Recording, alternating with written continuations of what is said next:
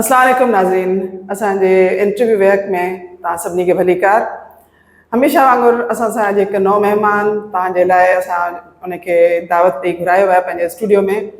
ऐं नाज़रीन, जीअं त ज़िंदगी में असां तफ़रीह जे लाइ मुख़्तलिफ़ शयूं इस्तेमालु कंदा रहिया आहियूं ऐं पंहिंजे तख़लीक़ी सलाहियतुनि खे जेको आहे सो शाइरी में बि जेको आहे सो असां ट्रांसफ़र कयो आहे, पेंटिंग्स में ट्रांसफ़र कयो आहे। पर उन सभिनी में जॾहिं असां ॾिसूं था त हिकिड़ो अहिड़ो मीडियम जंहिं इंसान खे तारीख़ में सभिनी खां वधीक लुत्फ़ु ॾिनो ऐं सभिनी खां वधीक जेको आहे सो हैरत में विझी छॾियो, ऐं उन खां पोइ वरी नवां हिकिड़ा रस्ता जेके आहिनि से खुली पिया, जंहिंखां पोइ टेलीविज़न आयो, त पहिरीं असीं चई सघूं था त रेडियो आहे जंहिं इंसान जी ज़िंदगी में हिकिड़ो नओं माइल स्टोन जेको आहे उहो बणिजी ऐं इंसान खे तख़लीक़ी सलाहियतुनि जा नवां जेके आहिनि से रस्ता ॾेखारिया। त रेडियो सां लाॻापियल हिकिड़ी शख़्सियत अदा ज़ुल्फ़कार हीसपाणी साहिबु असां सां गॾु आहिनि। अदा, तव्हांखे भलीकार। महिरबानी जी, लख लाइक वॾा वॾ तव्हां यादि कयो, हमसरी वारनि यादि कयो। महिरबानी, तव्हां आया। अॼु अदा खां पुछंदासीं त अदा जो जेको आहे सो रेडियो जो सफ़र किथां खां थो शुरू थिए, ऐं पहिरीं तव्हां हिकिड़ो हमेशह क्वेश्चन कंदी आहियां त तव्हां असांखे पंहिंजे थोरो नंढपण जे बारे में ॿुधायो त तव्हांजो नंढपण किथे गुज़रियो, किथे तव्हां तालीम हासिलु कई। ॻोठ गुल मोहम्मद हीसबाणी, ज़िला लाड़काना, तालका ॾोकरी जे ॻोठ में ॼाउसि। ॻोठ गुल मोहम्मद हीसबाणी मुंहिंजे परॾाॾा जे नाले, ऐं हिन वक़्तु उन ॻोठ जो पगदार मां आहियां। मुंहिंजो ॻोठ मोहन जे दड़े वारी लाइन ते ई आहे, दादू कैनाल जी किड़ ते, ऐं मोहन जे दड़े खे वेझो आहे। उनखां पोइ बाबा जी जेका सर्विस हुई सा मेहर में हुई, रेवेन्यू डिपार्टमेंट में हुया, त असां मेहर शहर में आयासीं ऐं पहिरें खां वठी मैट्रिक जी तालीम मेहर शहर में हासिलु कईसीं। उन दौरान ई मेहर शहर में पढ़ंदे यानी अञा ॿार आहियूं, पढ़ूं था पिया। 68 जो ज़मानो आहे। शेख सिंधी अदाकार हूंदो हो जेको सिंधी फिल्मुनि जो कॉमेडियन हुयो। हुन ड्रामो कयो, पहिरियों ड्रामो 68 में ॿार जती में मूं हुन वटि किरदारु अदा कयो। हुन खां पोइ हीउ सफ़र हलियो ड्रामनि जो। उहा कोशिशि हूंदी त स्कूल एक्टिविटीज़ में अॻियां अचिजे, ऐं हीउ को टैलेंट हुजे थो इंसान जे अंदरि में जेको माण्हू खे अॻियां आणे थो।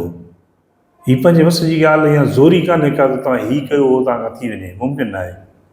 लेकिन हिकिड़े अंदरि में हिकिड़ी आहे जेका इंसान खे अॻियां आणे छॾे थी।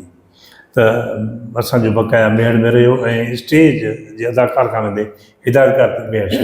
अच्छा, तव्हां सां हींअर थोरी देरि ॻाल्हियूं कंदे तव्हां ॿुधायो त तव्हां स्टेज ते बि कमु कयो आहे, तव्हां टीवी ते ख़बरूं पढ़ियूं आहिनि, त तव्हां स्टेज ते पहिरीं आया या तव्हां रेडियो ते पहिरीं? न, आउं स्टेज ते पहिरीं आयुसि ऐं मां स्टेज ते ड्रामा कया। मां स्टेज दौरान ऐं तव्हांखे ॿुधाए छॾियां त जॾहिं डायरेक्शन कईसीं पिए त उन दौरान ई जेको आहे सो स्टेज खां बाद में मूंखे फिल्म जी ऑफर थी। अच्छा। ऐं मूं पंहिंजे हेडमास्टर खे एप्लीकेशन ॾिनी त साईं मूंखे इजाज़त ॾियो ऐं मोकिलिजो, मां फिल्म में कमु करण थो वञा। त मुंहिंजे ख़ुशी जी इंतिहा न रही। मुंहिंजा उस्ताद केतिरा ई हुआ जिन जी अखियुनि में पाणी हो, असांजो स्टूडेंट फिल्म में कमु करण थो वञे। छो जो सिंधी फिल्म जो वक़्तु हिकिड़ो उरूज वारो ज़मानो। त ईअं ई असां फिल्म धरती आकाश में कमु करण लाइ ऐं कराची मोटी आयसि। सॼे स्कूल जा ॿार शागिर्द जेके आहिनि असां सां। अच्छा, हुन में तव्हां कहिड़ो किरदारु अदा कयो? उन में एॾो को ख़ासि किरदारु कोन हो, पर इहो बड़ी हुयो हिकिड़े विलन जो ई हुयो, पर हुयुसि ॿार न। पोइ हाणे पोइ बाडी सलड़ी हूंदी हुई। डायलॉग डिलीवरी जेका आहे सा उहा स्टेज तां त रही न, छो जो पब्लिक में असीं ॻाल्हायूं था, पब्लिक में बि ॻाल्हायूं था, पब्लिक असांखे ॿुधे थी।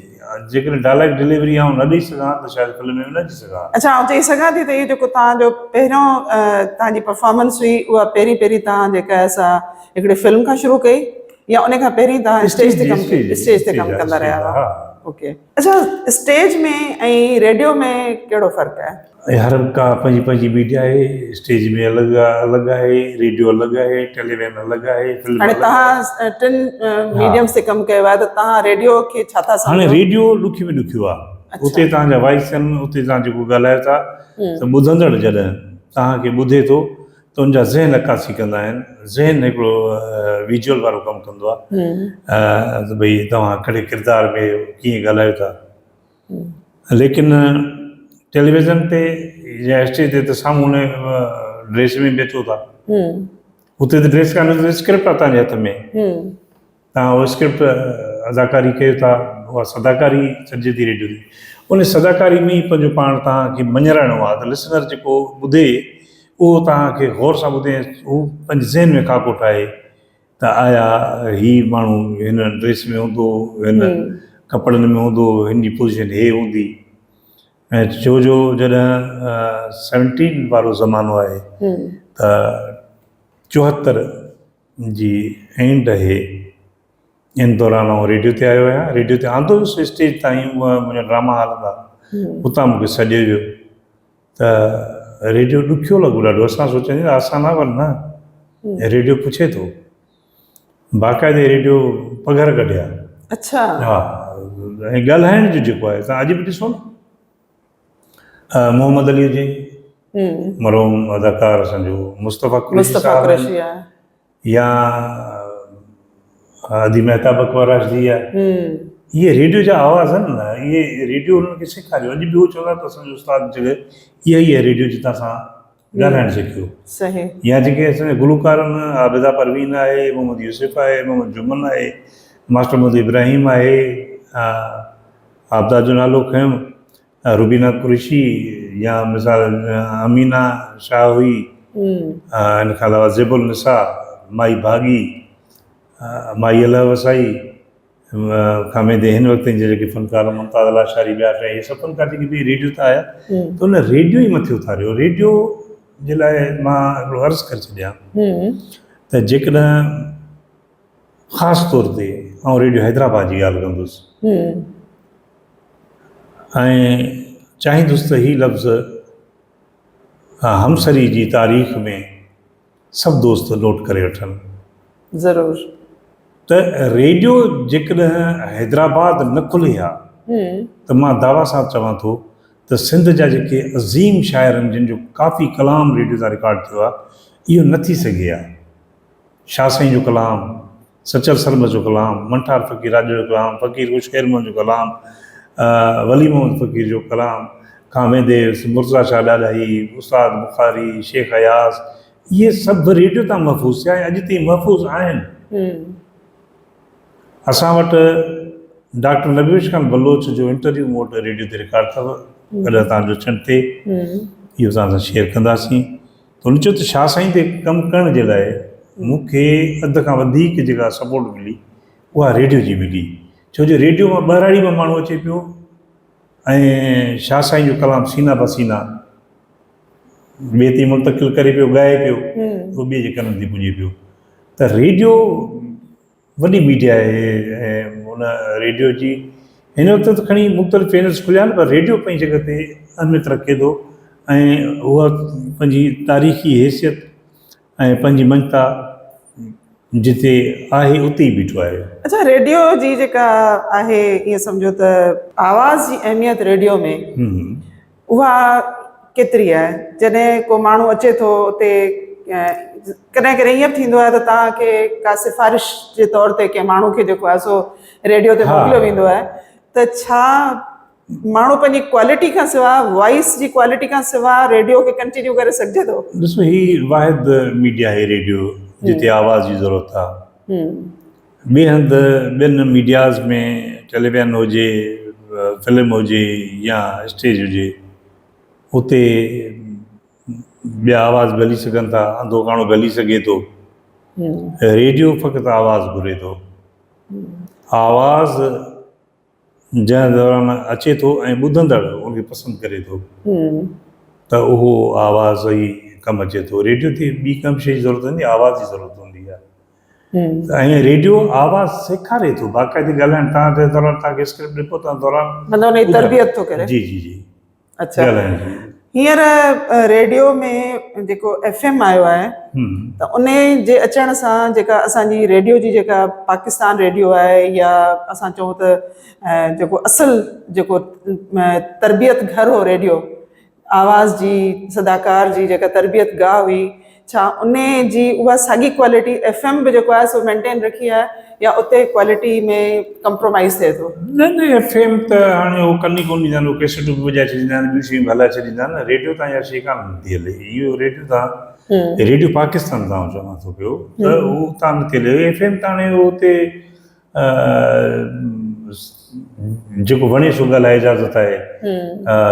पोइ हाणे जीअं FM फलाणो जहिड़ो आवाज़ु अचे थोरो ॻाल्हाए पोइ ईअं रश करे कुझु बि करे, लेकिन रेडियो असां वटि जॾहिं असां ॻाल्हाईंदा आहियूं रेडियो पाकिस्तान हैदराबाद अवां सां मुखातिबु आहे।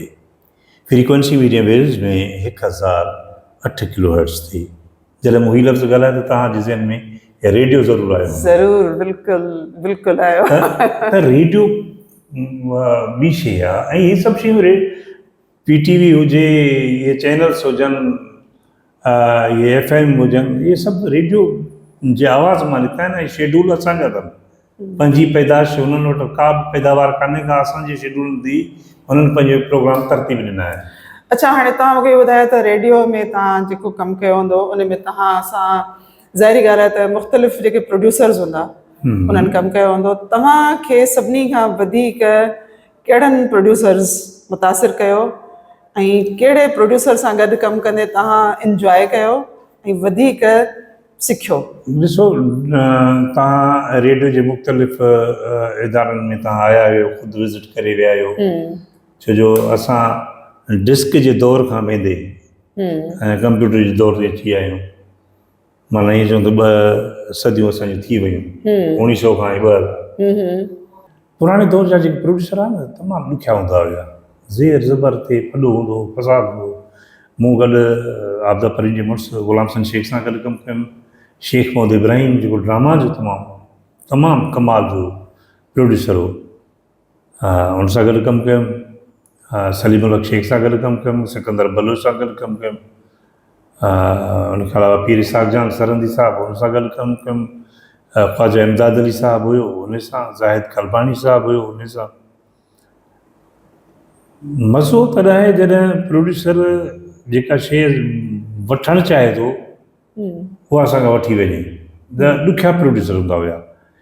इहे ॾुखिया प्रोड्यूसर इन करे हुया जो हू एकेडमी मां सिखी आया त हुनखे ॾियणो छा आहे पब्लिक खे। पोइ ड्रामा में त बाक़ाइदे सां त अव्हांखे मज़ेदार ॻाल्हि ॿुधाए छॾियां त रिकॉर्डिंग कंदे कंदे पोइ शेख इब्राहिम साहिबु हूंदो तमामु सख़्तु, थोरो रती बराबरि वेझो छो माइक जे, पोइ हिते अचो माइक ते हिकिड़ी आहे, तव्हां भूम ॾिसी आयो रेडियो ते। ड्रामो सॼो असांजो रिकॉर्ड थी आख़िरी दंग ते पहुतो आहे, माना हाणे 5 मिंट बाक़ी। हर कंहिंजी सोच आहे भई हाणे ड्रामो रिकॉर्ड थिए त असीं वञूं। आख़िरी टाइम ते कंहिं न कंहिं ज़ेर ज़बर में फ़र्क़ु करे विधी त उतां शेख इब्राहिम सां माइक बंदि करे छॾींदो, हेॾां छो जी, टेप रेस करे अड़े साईं मारे छॾियो, एॾी सारो सारी महिनत वरी सॼी टेप रेस करे ॾियूं। त इहे प्रोड्यूसर। अच्छा, उन वक़्तु इहो कोन हूंदो त हिकिड़ो मतिलबु तव्हांजो जेको हिसो आहे उन में उनखे वरी रीटेक कयो वञे? न करे सघे पियो, करे सघे पियो, इहो को मसइलो कोन हूंदो। ओके, इहो हिकिड़ी टेप भला उतां टोड़े, भला ॿियो कुझु न पियो करे टोड़े वरी ॿी टेप लॻाए छॾे। छो जो असां वटि केतिरा ई आइटम आहिनि जेके ॻंढियल ॻंढी हलाईंदा पर असां ॻाल्हि पिया कयूं प्रोफेशनलिज़म प्रोफेशनल, त हू माना हू बर्दाश्त न पियो करे सघे, कंटिन्यूटी हिकिड़ी रखनि।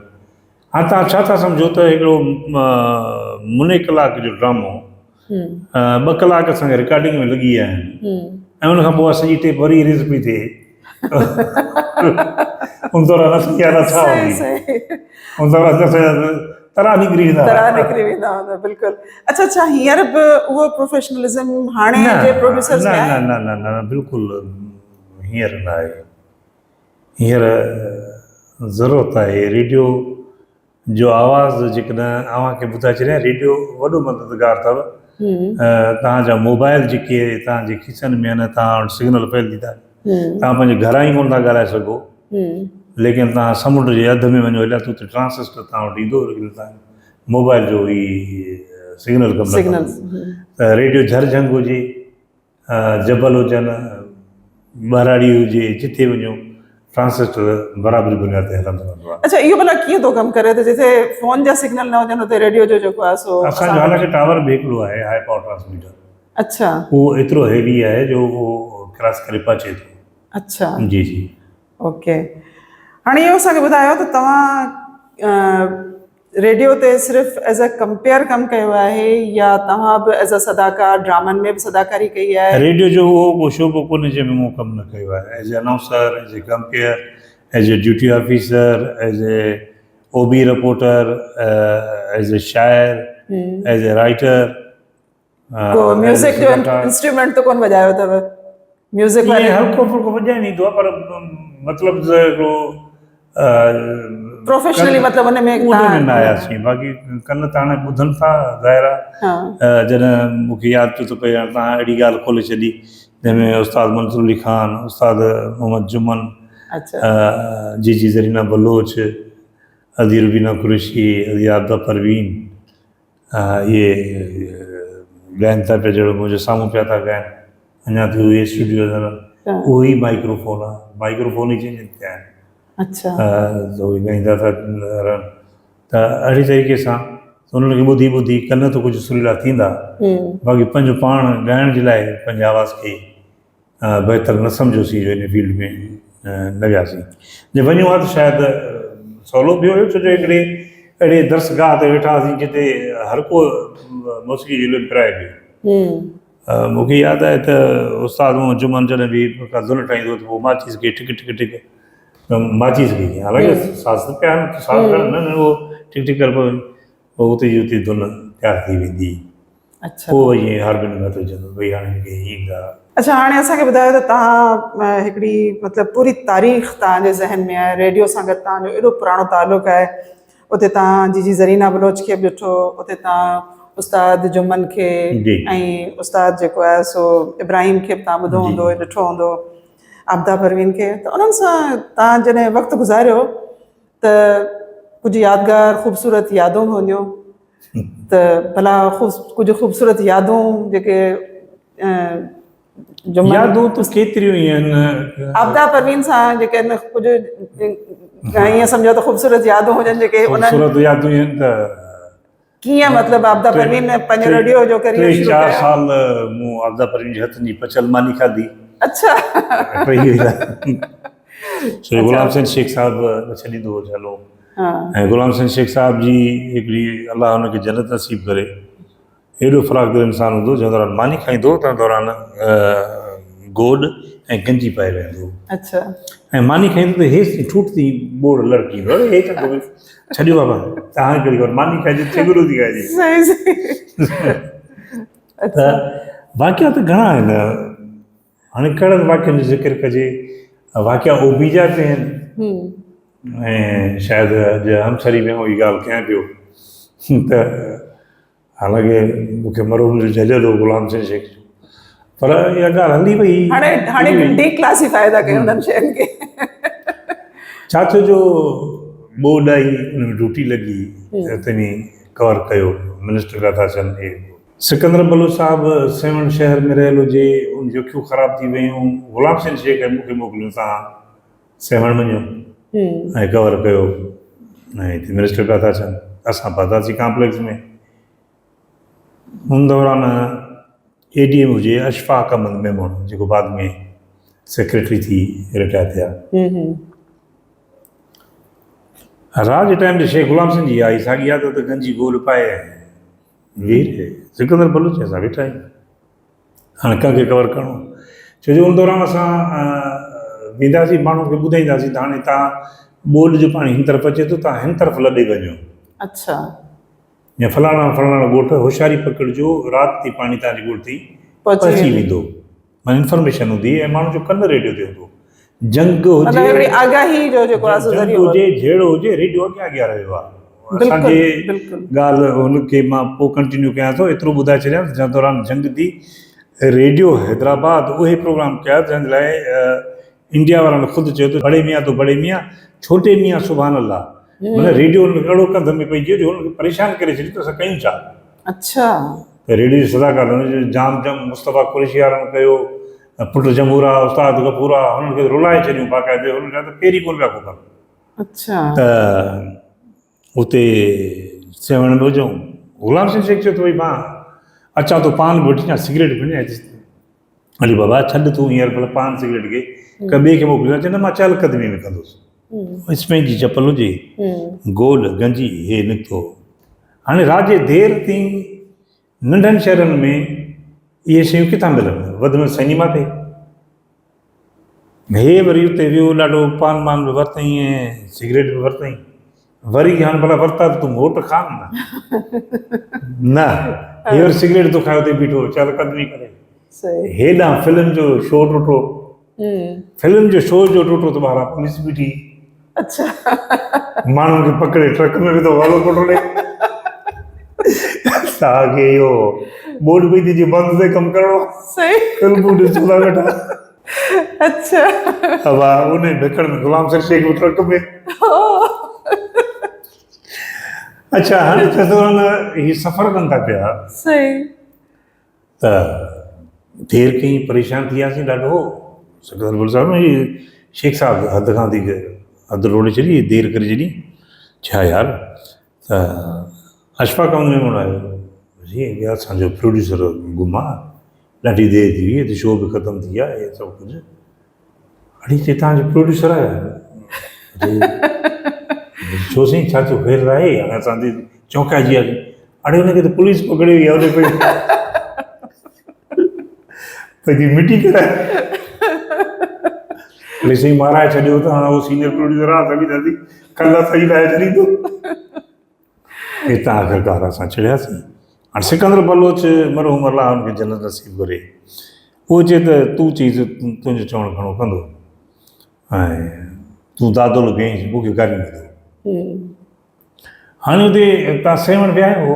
बिल्कुलु त इहो ॿाहिरि जेको बंदि ॾिठो अथव, सेवण जे ॿाहिरां बंदि जेको आहे कॉलेज खां मथां, जेको मतिलबु किले ते बि रस्तो वञे थो पियो, त इन बंदि ते शेख साहब जे हथनि में बेलचो बि आहे ऐं हेॾां टोकरो बि पियो आहे।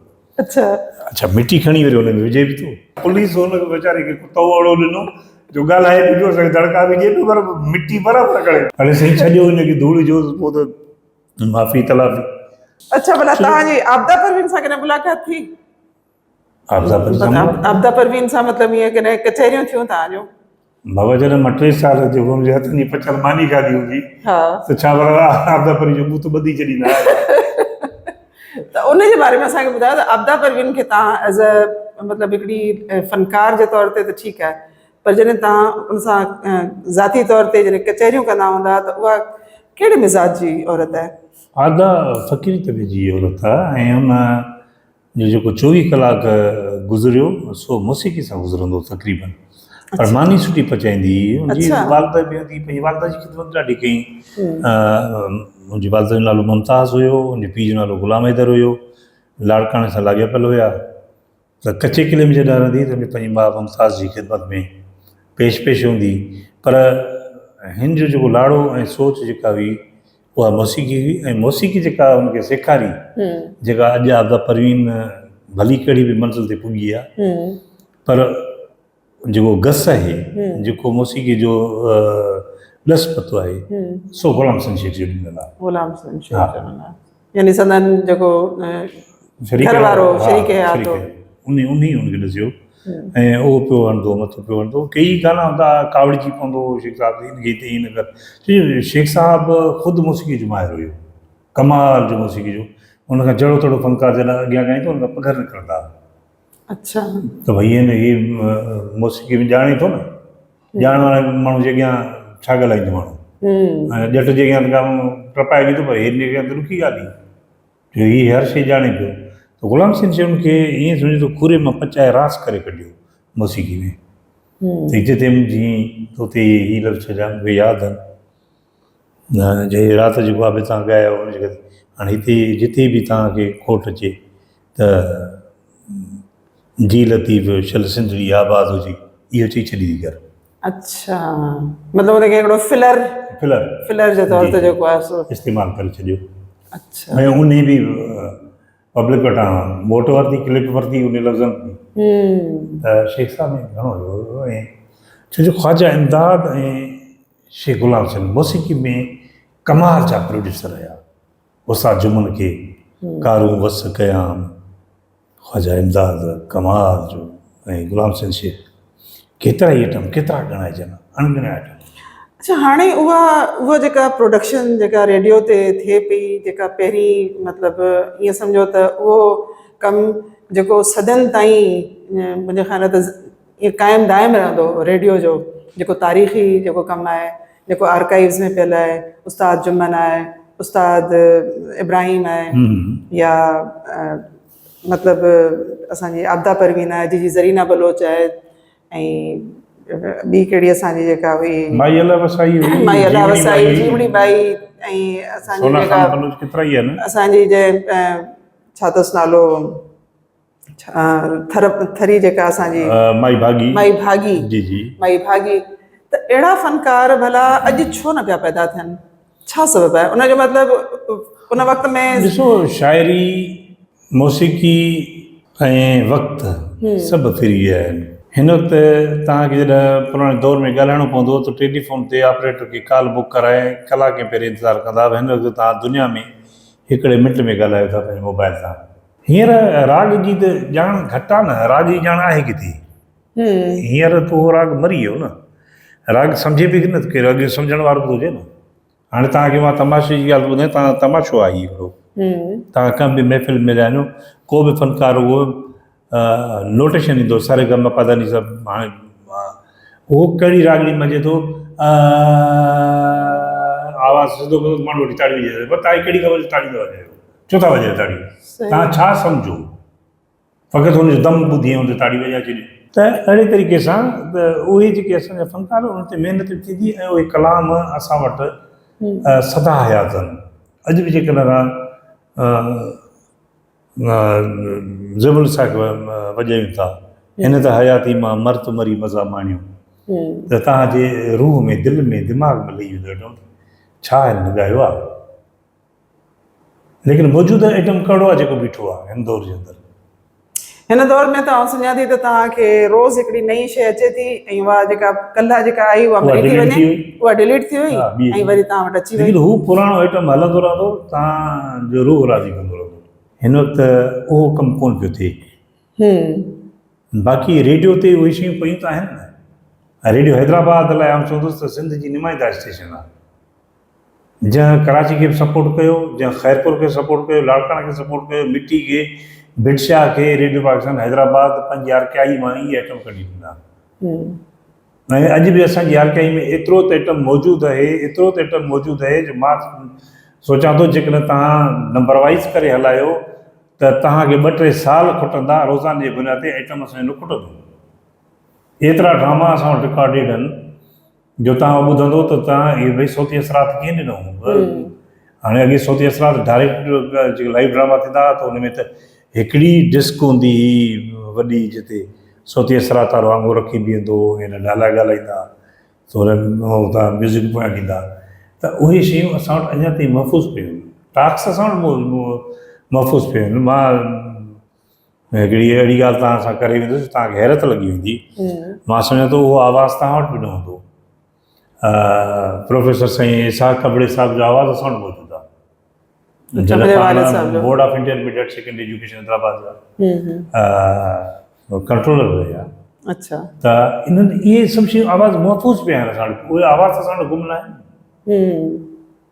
ही शयूं जेके कंप्यूटराइज़ आहिनि उहे 2 मिंट में हिकु आंगुर हई त भई शइ रेडियो ते जेके मुख़्तलिफ़ स्टेशन्स आहिनि उन्हनि जे विच में पंहिंजे पाण में विच में को सुठो हिकिड़ो लाॻापो कोन्हे या उन्हनि जे विच में पॉलिसीज़ जो जेको आहे सो को मतिलबु ईअं टकराव आहे न उहो स्टेशनुनि जो कोन्हे उहो टकराव रेडियो स्टेशनूं सभु पाण में साईं ॿधियल हुयूं असां हिकिड़े इदारे सां आहियूं हिकिड़े कुलू ॾिनासीं उसमा ते अमल करण वारा आहियूं लाड़कानो रेडियो हुजे उहो बि असांजो पंहिंजो आहे ख़ैरपुर हुजे असांजो पंहिंजो आहे मिठी हुजे बिडशाह हुजे कराची हुजे हैदराबाद हुजे इहे असांजा पंहिंजा इदारा आहिनि इन्हनि सां को बि टकराव कोन्हे को न वरी असांजी अणबड़ा थी आहे असांजे चवण जो मतिलबु आहे त जेके कराची जे अंदरि स्टेज प्रोग्राम थियनि था पिया जिन ते कल्चरल डिपार्टमेंट एतिरो ख़र्चु करे थो त असांजे आर्टिस्टनि खे कहिड़ो इंगेज कयूं, असांजे कंपेयरनि खे कहिड़ो इंगेज कयूं, या असांजे कहिड़े साज़ींदे खे खणी या त उनखे भई तूं वञी वॼा, त भई तव्हां उते पैसो त असांजो आहे न, पैसो हुननि जो थोरी आहे, पैसो असांजो आहे,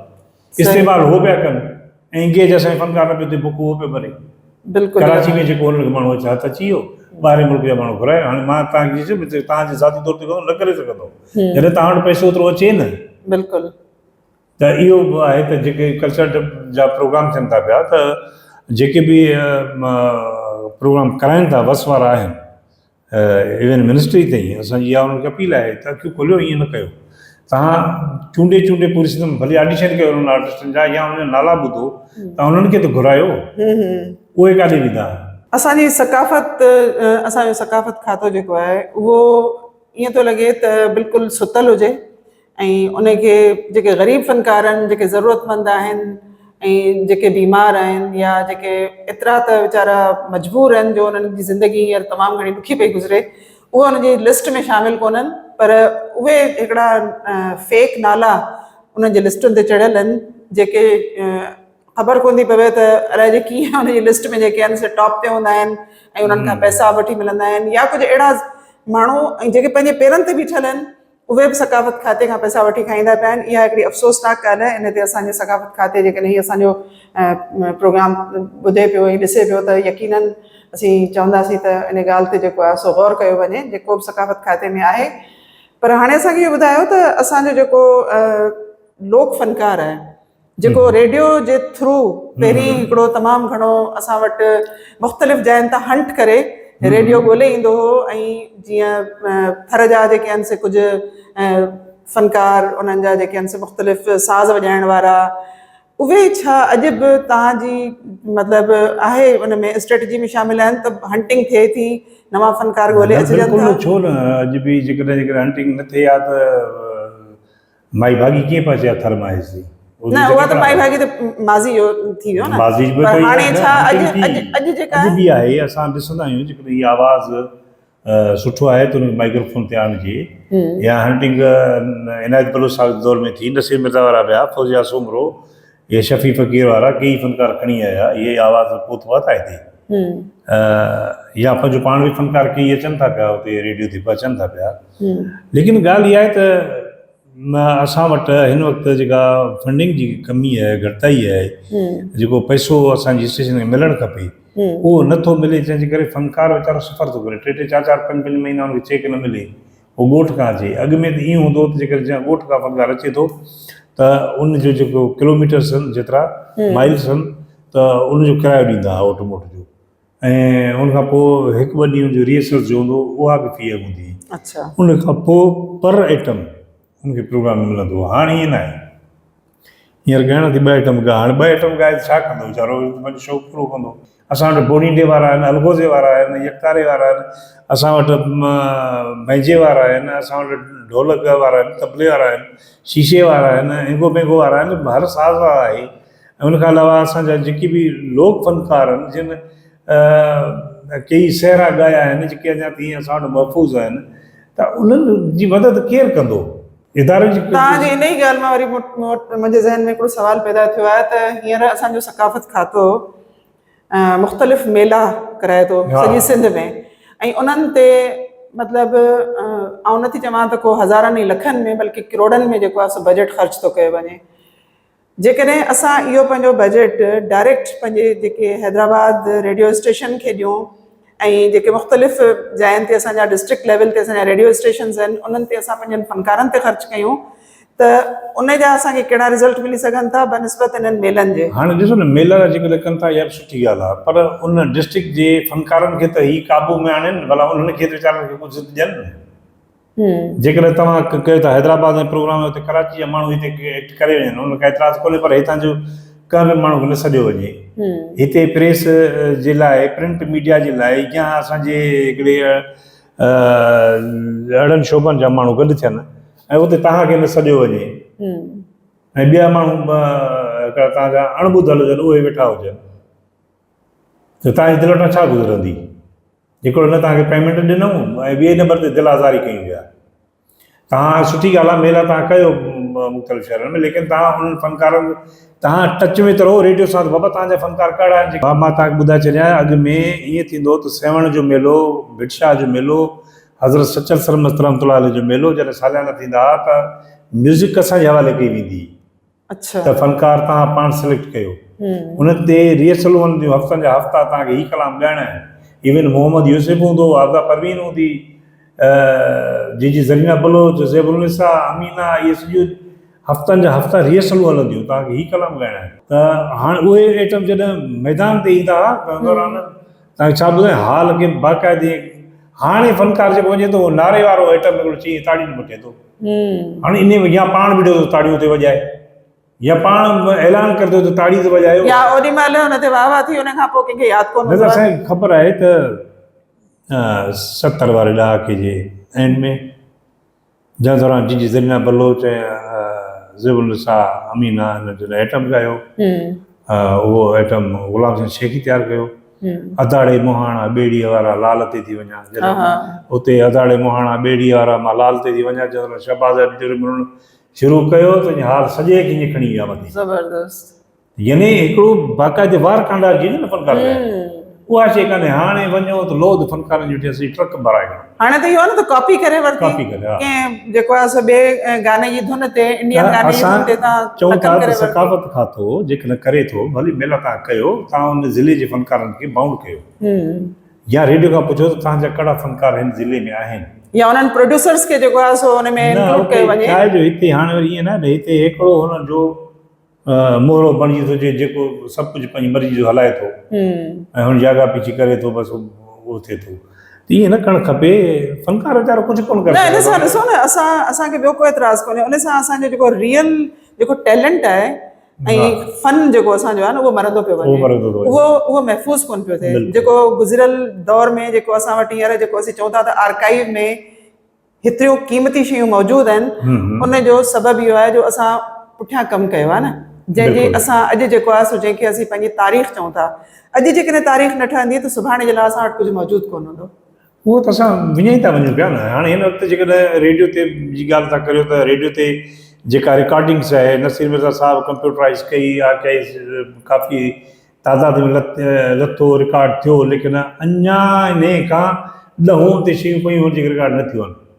माना केरु करे, जेकर न सुभाणे आई का ॿोॾ या सुभाणे को किरी बिल्डिंग त इहे टेपूं भॼी पवंदियूं, इहे टेपूं किथां ईंदियूं, पर जे टेपूं इहे भॼी पवंदियूं त हिन जा आवाज़ केरु संभालींदो, किथां ईंदा आवाज़, उहे किथां कढींदासीं, जिन ॻाए विया उहे किथां असां वटि के टेप। अॼु जेको माण्हू मौजूदु आहे उहो छो नथो रिकॉर्डिंग करे, उहो छो नथो करे, सुवाल इहो आहे। थोरो करणु खपे, बिल्कुलु करणु खपे। त इहो कमु आहे असांजे हेडक्वार्टर जो न, त भई उहो पाबंद करे। अगरि हेडक्वार्टर पाबंद नथो करे त सकाफ़त खातो छाजो आहे, उहो अची पाण इंस्पेक्शन करे इंटरफेयर करे सिधो सो विहारनि, सिंध हलाजी खे विहारनि, उहो छाजे लाइ आहे न, बाबा हीउ जेको बि कमु तव्हां 5 माण्हू सां हिते डेपुट कयूं था, हे कंप्यूटर ने हीउ आइटम ठाहींदा, तव्हां बुक ठाहींदा वञो त हीउ कहिड़े फ़नकार जो पंहिंजा आवाज़ ऐं हीउ ॿोल छा आहिनि ऐं का ॻायो आहे। ऐं सुञा थी नसीर मिर्ज़ा अञा बि काफ़ी एक्टिव आहे, उनखे वरी उनखे जेको आहे सो वरी ड्यूटी ॾेई सघिजे थी। उहा ड्यूटी जेकॾहिं न ॾींदा त मुफ़्त में थोरो कोन लोड़ींदो, सुबुह खां शाम जो पंहिंजो कमु बि आहे। त ॻाल्हि इहा आहे त हीउ गवर्नमेंट जो कमु आहे, हीउ को नंढिड़ो कमु कोन्हे जेको नसीर मिर्ज़ा पंहिंजे दौर में करायो, को मामूली कमु कोन्हे, तमामु ॾुखियो कमु हुयो, पर इन कम में अञा घणी ज़रूरत आहे। ऐं इन कम में उहे माण्हू वेहनि जेके पैसो वठनि पिया, पघारूं खणनि पिया, हा उहे वेहनि, ऐं उनखां अलावा जेको मौसीक़ी बि ॼाण रखनि था, सुञाणनि थी आवाज़ कंदो आहे या हीउ कलाम खां ॻायो आहे, त इहे शयूं महफ़ूज़ थी सघंदियूं। अच्छा, उस्ताद यूसुफ जे बारे में असांखे थोरो ॿुधायो त उस्ताद यूसुफ खे जेकॾहिं ॾिसूं था त फिल्मी दुनिया में हुनजो आवाज़ु ॾाढो ईअं सम्झो त जीअं इंडिया में रफ़ी जो आवाज़ु हो, पाकिस्तान जी सिंध इंडस्ट्री जेका हुई उन में फिल्म में उस्ताद यूसुफ जो आवाज़ु अहिड़े तरीक़े सां उनजी हैसियत हुई, पर उस्ताद यूसुफ खे तमामु घटि यादि थो कयो वञे, उनजो छा सबबु आहे? उस्ताद मोहम्मद यूसुफ जो आवाज़ु यकीन कयो त मां जेकॾहिं हीउ लफ़्ज़ चवां त जेकॾहिं ज़ईशो ज़हन ऐं मौसीक़ी सां छा रखंदड़ ऐं ॼाण रखंदड़, मोहम्मद यूसुफ जहिड़ो आवाज़ु तव्हांजे पूरे पाकिस्तान में कोन्हे। अच्छा, सिंधी हुजे, उर्दू हुजे, भली मूंसां को इख़्तिलाफ़ करे थो उन जी मर्ज़ी आहे करे सघे थो। ॿियनि जा हमिंग वारा वज़न उस्ताद यूसुफ अहिड़ो आर्टिस्ट हो जंहिं कॉमेडी बि ॻायो, जंहिं फिल्मी गीत बि ॻाया, ऐं बदकिस्मती हुनजी इहा या तो सिंधी हो। मां चिटो चई थो छॾियां, सही मुंहिंजो ॾोह इहो हुयो जो सिंधी हुयो। जे न हुजे सिंधी त मोहम्मद यूसुफ अलाए किथे हुजे हा। मोहम्मद यूसुफ जी आवाज़ में छा त अलाह साईं कुवत हिकिड़ी बख़्शे छॾी, हो वञ न परे मूंखां हथड़ो छॾाए, उनजी आलाप अंदाज़ खे ॿुधो त, लेकिन बदकिस्मती इहा ई आहे। न, मूंखे कॾहिं कॾहिं महसूसु थींदो आहे त उस्ताद यूसुफ खे असां वटि सिंध में बि मल्हायो आहे। हाणे ॾिसो तव्हां जीअं चयो न मेला, हाणे मेलाइनि खां पुछूं था असां त साईं मेला तव्हां करायो, मेला माना मुलाक़ात करणु मिलणु, तव्हां कंहिं महफ़िल में मुश्ताक चंगेज़ी जेको सिंधी फिल्म जो दिलीप कुमार हो तव्हां हुनखे यादि कयो? ईंदड़ नसुल खे उनजी ॼाण ॾिनी, तव्हां उन मेले में का उनजी फिल्म हलाई? मोहम्मद यूसुफ खे तव्हां यादि कयो? न। हाणे जॾहिं तव्हां उन्हनि खे विसारियो था पाण, जेकर तव्हां ताक़तवर शयूं था आहियो, ताक़तवर पैसो बि तव्हां वटां, तव्हां जेकॾहिं विसारियो था त उनखे मां त मिसकिन पंहिंजे वेले पालण में पूरो आहियां, मां किथां करे सघंदुसि? ईअं आउं इन्हनि ई ॻाल्हियुनि जे करे तव्हांखां इहे ॻाल्हियूं बि पुछां।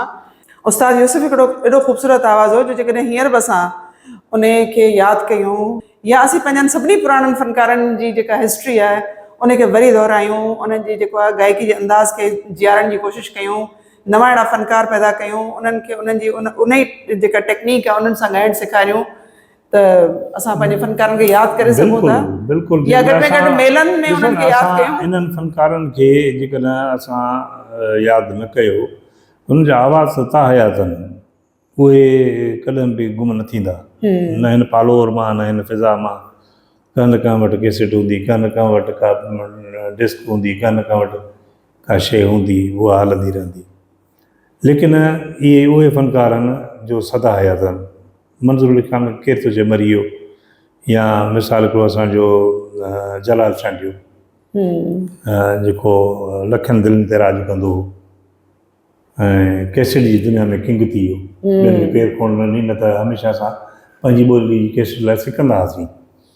त इहे फनकार जॾहिं असां पंहिंजे ज़िले जे अंदरि मेला करायूं था त असां उन्हनि ते कुझु त सब्जेक्ट रखूं, रुॻो तव्हां ॿियनि पासे भॼंदो, तव्हां फनकारनि खे रखो न, अदाकार आहे। हाणे हींअर आउं तव्हांखां पुछां थो, तव्हां हेतिरा सारा किताब छपिया आहिनि, अदाकार शफ़ी अहमद शाह असां वटि रेडियो पाकिस्तान हैदराबाद ते एज़ ए अदाकार हो। अच्छा, शफ़ी अहमद शाह तव्हां वटि रहियो? अच्छा, शफ़ी अहमद शाह बैंक में कमु कंदो ऐं अदाकारी कंदो हो। अच्छा अच्छा। तव्हांखां पुछां थो त शफ़ी अहमद शाह असुल किथां जो हो? मुंहिंजे ख़्याल में त सेवण जो न, ख़बर न आहे, कंडियारो कंडियारे जो। त मतिलबु चवण त असां हिननि खे विसारे छॾियो आहे, असांखे ख़बर ई कोन्हे। कंहिं बि शहर जो चयो त मतिलबु आहे त असां हिननि खे यादि ई कोन पिया कयूं त किथां उहो रिपीट थींदो, ख़बर पवे त भई हीउ माण्हू हीअं हुयो।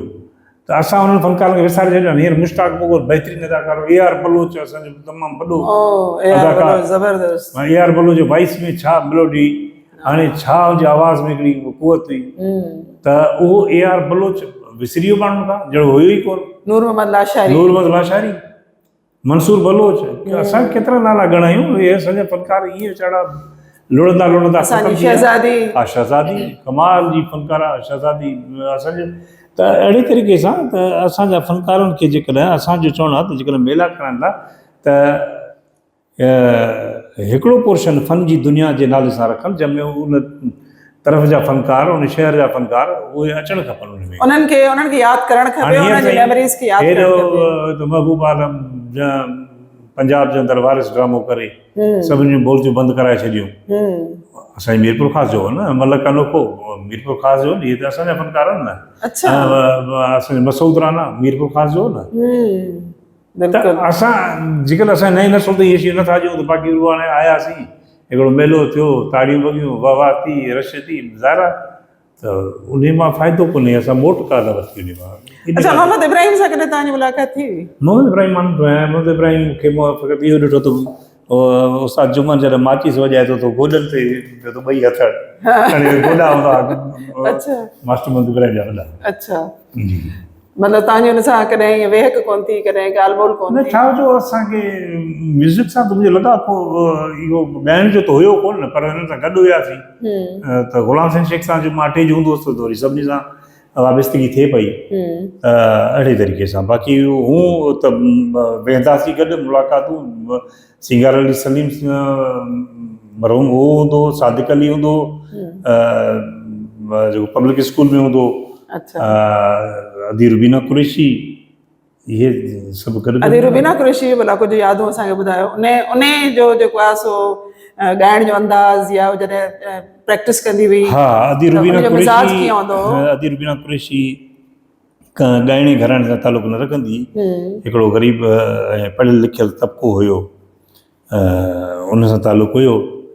पर हिननि खे उन वक़्तु जो उस्ताद, तव्हां नाला ॿुधा हूंदा, आपा शम्स अब्बासी, जी जी जी, दादी लीला, बिल्कुलु। इहे ॾिसो असां जो इन्हनि सिंधी औरतुनि खे सलाम आहे, उन दौर में पंहिंजी उन्हनि लाइ एॾियूं ख़ूबसूरत जेके आहिनि से असांजूं जेके आहिनि से लेडीज़ जेके आहिनि से पैदा कयूं फ़नकार। रुबीना खे जॾहिं रेडियो ते आई, रुबीना ॻायो, रुबीना जो शाह साईं केतिरो ॻायो, पर तव्हां रुबीना जी आर्काइव्स खणी ॿुधो त सही, केतिरो खां कोन ॻायो आहे जेतिरो शाह खे। ऐं रुबीना जो ख़ूबसूरत आवाज़, ऐं उनजी आवाज़ में निज पंहिंजी ॿोली, पंहिंजी मिटी मां निकितल ख़ुशबू आई, जीअं जी जी ज़रीना, जी जी ज़रीना, हा, जीअं जी जी ज़रीना बलोच बि हुई, बिल्कुलु। अदी रुबीना कमाल जी। हाणे इहे केॾा वॾा फ़नकार थिया जॾहिं बि हिते हैदराबाद जे अंदरि आया, फिरीगिरी मूंसां मिलण ईंदा हुआ, तोखे छॾे न ईंदासीं असां, तूं न निकिते, तूं वेही रही, तूं वेठो हुजे, पर असांजी दिलि कढी थी तोॾे अचूं। हुते असांजा साहिबान हुनखे केॾियूं दावतूं ॾियनि, जंहिं तव्हां सां मिलणु कोन्हे, असां हिन सां मिलणु आया आहियूं। अदी महताब आई, तॾहिं बि मूंखे यादि आहे त स्कूल हिकिड़ो हुजे, उहो किरी पियो, अदी महताब तकड़ी डोड़ी वई हुन स्कूल में, हथु विधो हेठि पट ते,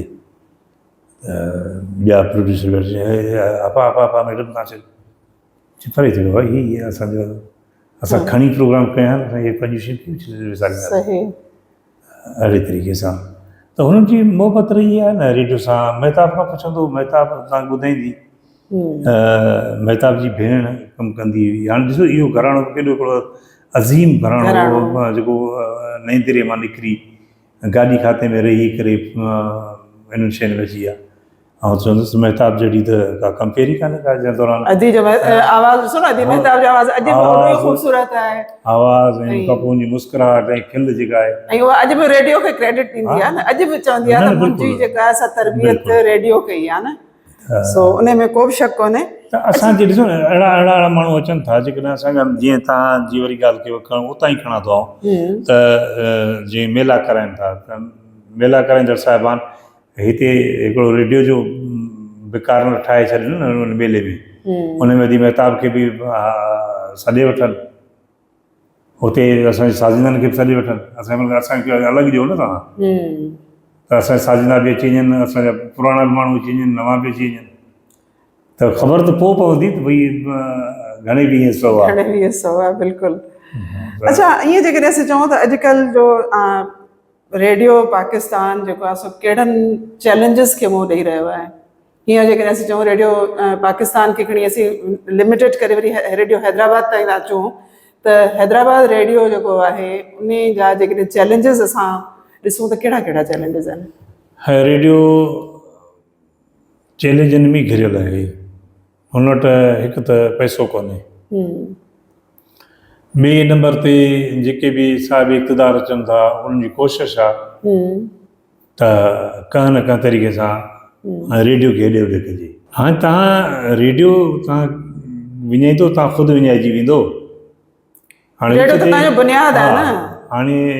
अॻु में हिकिड़ी गवर्नमेंट आयो आहे, प्लाट खपायो, स्टेशन डायरेक्टर जो भई हीअ हेॾा सारा प्लाट न खपंदा, त हे त पोइ हिकिड़े फ्लैट में रेडियो ठही वेंदो, चए हे त अॼु कीअं प्लाट खपाईंदो, चयो गवर्नमेंट खपाईंदी। अड़े बाबा हो उन दौर जे माण्हुनि असांखे हीअ ॾिना आहिनि तोहफ़े में प्लाट, त तव्हां रेडियो क़ाइमु कयो, ट्रांसमीटर तव्हां क़ाइमु कयो, उहे तव्हांखे चवंदा तव्हां प्लाट खपायो। उहे तव्हांखे कीअं ॾींदा, तव्हांखे पैसनि सां त कोन्हे न हाल, उन्हनि गिफ्ट बि ॾिनी। गिफ्ट हाणे तव्हां गिफ्ट ॾिनी, उहा गिफ्ट कीअं खपेंदो, तव्हां कीअं खपाइण ॾींदा? उहो चवंदव तव्हांखे नथो वणे त तव्हां निकिरो न। तव्हां रेडियो खे अञा वधीक बहितर करे सघो था, हुनजी बिल्डिंग खे अञा वधीक ठीकु आहे ख़ूबसूरत बनाए सघो था। अगरि तव्हां हुनखे नथा कयो त जॻहियूं असांजूं आहिनि। तव्हांखे इन लाइ कुझु छो रेडियो नओं खुलियो त उन दौरान राजी साहिबु, डॉक्टर रवेश बल्लो साहिबु, असांजो मखदूम मोहम्मद ज़मान तालिबुल मौला, इहे वॾियूं हस्तियूं इन इदारे खे आणण जे लाइ महिनतूं कयूं। अच्छा। हाणे उन जे लाइ पहिरीं त होम स्टेट हॉल मिलियो, उनखां बाद में हेठि बिल्डिंग आई ऐं हेॾी सारी बिल्डिंग, हाणे उहो जेको इदारो आहे उनखे ख़तमु करे बिल्डिंगूं विकिणजनि। अच्छा। हाणे ॿियो त न, पर हाणे हीअ कजे त हीअ कजे, इहे ॾिसो असां वटि जेके बि अॼुकल्ह इहे मसइला आहिनि, त तव्हांजूं ज़रई ज़मीनूं विकिणी, तव्हां जेके आहिनि से अपार्टमेंट्स ठाहियो, हाणे तव्हां इहा ॻाल्हि पिया कयो त तव्हांजो रेडियो जी जेका ज़मीन आहे या उनजो जेको प्लॉट आहे उन ते बि जेकॾहिं कुझु माण्हुनि जूं या कुझु ताक़तुनि जी जेका नज़र आहे, त इहा बि जेका असां बिल्डिंग हटाए किथे ॿिए हंधि शिफ्ट करे प्लॉट ते नज़र हूंदी, त इन्हनि सभिनी शयुनि खे असां कीअं था काउंटर करे सघूं? हाणे हिन लाइ असांजो जेको सुञाण तबिको आहे उहो अखि पटे, जंहिं दौरान असां रड़ूं था, दांह कयूं था, मीडिया ते अची था वञूं त भई असांखे हीअ तकलीफ़ आहे, उन दौरान असांजो सुञाण तबिको ख़ामोश वेठो आहे, सुतो पियो आहे। इहा बि ॻाल्हि तव्हांजी सही आहे। तव्हां भई सभई हाणे थोरो पाणी जो मसइलो थियो त सभई बहितर सभिनी चिल्ला त सभु उनजो आवाज़ जेको आहे पैदा थियो आहे। ॾिसो था जॾहिं हिकिड़ी शइ जे पोयां का शइ उथे थी, उन लाइ दांह थिया त पंहिंजे ॻोठां ते हिकिड़ी रड़ त कयो, निंधणको त न कयो, रड़ त कयो भई असांजे इदारे जी शइ छो वञे, असां न ॾींदासीं। या जेको ख़रीदींदो त उहो बि हौसलो पकड़े कोन ॾींदासीं, पेर कोन थो अॻियो, तव्हां अहिड़ी शइ कीअं ख़रीदींदो, ॾिसो फॾो लॻो पियो आहे, जॻह वठंदो तव्हां? बिल्कुलु बि कोन वठंदासीं न, पर मतिलबु त हिकिड़ो असां सभिनी खे गॾियल आवाज़ उथारणु खपे। उन आवाज़ खां पोइ अॻियो जेको अचण वारो वेहण वारो डिॼंदो न। अच्छा, तव्हां असांजे लिसनर्स खे व्यूअर्स खे जेको आहे सो आख़िर में एज़ अ रेडियो जे कंपेयर जे कहिड़ो मैसेज ॾींदव, ऐं आउं चाहींदसि उहो मैसेज तव्हां जेको आहे सो पंहिंजे उन आवाज़ में ॾियो जीअं तव्हां रेडियो ते वेही ऐं पंहिंजो प्रोग्राम कंदा आहियो। दोस्तनि खे गुज़ारिश आहे त रेडियो पाकिस्तान जे अवाम जो आवाज़ु आहे। रेडियो पाकिस्तान जा सभु प्रोग्राम अवां जी रूहानी, तहज़ीबी, सकाफ़ती ऐं क़ौमी रवैनि जी अक्कासी कनि था। रेडियो पाकिस्तान शहर खां परे रिणनि, झंगनि, रेगिस्ताननि ताईं राब्ते जो वाहिद वसीलो आहे। रेडियो पाकिस्तान ते तव्हां जिते तिबी प्रोग्राम ॿुधी सघो था, उते ख़वातीन लाइ प्रोग्राम हूंदा आहिनि, उते ॿारनि लाइ प्रोग्राम हूंदा आहिनि, उते शागिर्दनि लाइ प्रोग्राम हूंदा आहिनि। हर फ़िक्र तबिके जो प्रोग्राम रेडियो तां नशर थिए थो। त नौजवान खे अपील हूंदी त रेडियो पाण बि ॿुधनि ऐं ट्रांसलेटर खे ज़िंदा रखनि। मां ॼाणा थो अॼु बि मुंहिंजी ॿाराड़ी मूंखे ॿुधे थी, जेकॾहिं अॼु बि हिन दौर में बि पोस्ट ऑफिस जा कार्ड सवनि जी तादाद में मूं वटि अचनि था, त माना माण्हू मूंखे ॿुधनि पिया, पोस्ट ऑफिस हले पई मुंहिंजे कार्ड ते। तव्हां सभिनि जो शुक्रगुज़ार आहियां, ख़ासि तौर ते हमसरी जो। चवंदा आहिनि त सिंध अञा गिदड़नि न खाधी आहे। असां जूं ख़वातीन जिते मर्द कमु कनि था, उहे ख़वातीन हिते न आहिनि। असांजो दुआऊं हमसरी सां गॾु आहिनि, अव्हां सां गॾु आहिनि। तव्हांजा लख थोरा, तव्हां मूंखे ॿुधो, किथे का ग़लती थी हुजे, का ऊच नीच थी हुजे त उन लाइ पंहिंजो सम्झी माफ़ करे छॾिजो। मोकिलणी कान्हे, यार ज़िंद सोबत बाक़ी। नाज़रीन, तव्हां अॼु जो असांजो जेको इंटरव्यू प्रोग्राम ॾिठो, ऐं जेकॾहिं तव्हांखे पसंदि आयो हुजे त कमेंट ज़रूरु कंदा, ऐं जेकॾहिं अञा ताईं असांजो चैनल तव्हां सब्सक्राइब न कयो आहे त सब्सक्राइब ज़रूरु कंदा। अलाह भाई।